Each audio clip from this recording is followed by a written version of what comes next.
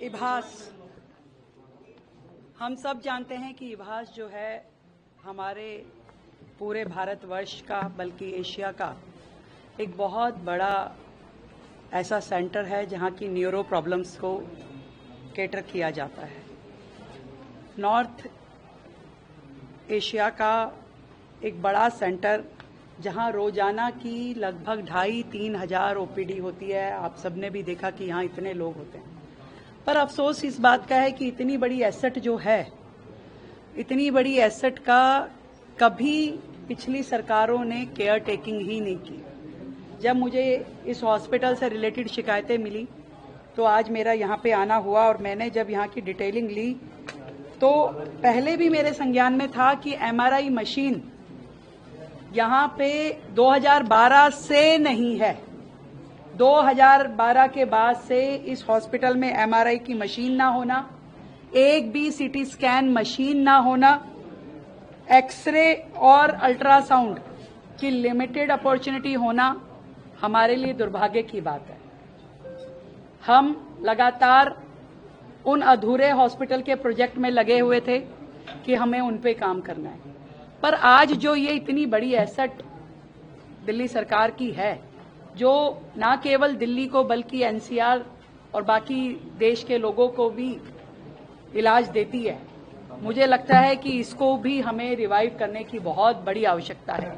यहाँ पर जितने डॉक्टर्स हैं, जितना सिस्टम है, उसमें केवल मात्र 10 वेंटिलेटर के बेड हैं। अभी हमने ये तय किया है कि ना केवल हम इभास को नया बिल्डिंग स्ट्रक्चर बना करके देंगे, परंतु सबसे पहले with in this financial year यहाँ की मशीनरी की जितनी रिक्वायरमेंट है, MRI, CT scan, ultrasound, x ray, ये सारी की सारी फैसिलिटीज इभास को हम इसी फाइनेंशियल ईयर में देंगे और उसमें आरी में अपने इसके लिए हम बजट क्रिएट कर करके हम यहाँ पे इसको पूरा रिवाइव करेंगे।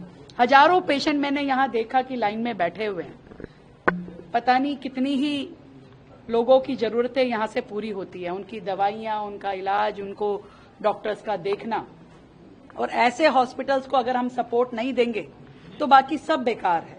नए बनाने की दिशा में दौड़ रही थी पिछली सरकार, जिसमें कि करप्शन के चार्जेस सारी दुनिया को पता है कि उनके पास लगे, परंतु जो वर्तमान में इतनी बड़ी सहूलियत जनता को हम दे सकते थे, अपने पूरे कार्यकाल में 10 साल के कार्यकाल में उन्होंने एक मशीन इस बड़े इंस्टीट्यूशन के लिए खरीदी नहीं।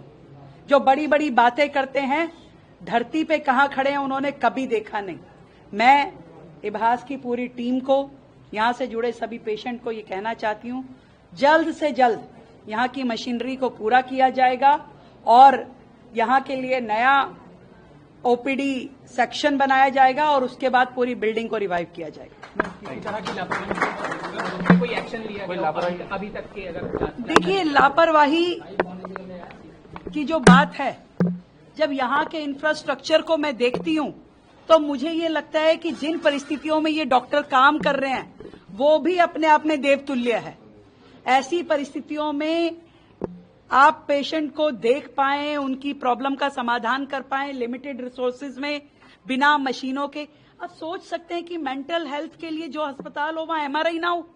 बिना एमआरआई के वो क्या देख रहा है वहां पे डॉक्टर, क्या कर रहा है वो बेचारा। इसलिए आज मैं कतई कसूरवार नहीं ठहरा सकती यहाँ की मेडिकल टीम को। इतना जरूर कह सकती हूँ कि सरकार का सपोर्ट इस अस्पताल को मिलना चाहिए था, जो आज तक नहीं मिला। और मैंने विश्वास दिलाया यहाँ की मेडिकल टीम को, डायरेक्टर को, कि हम सरकार की ओर से पहली प्रायोरिटी में इसी अस्पताल के सारे काम पूरे कराएंगे।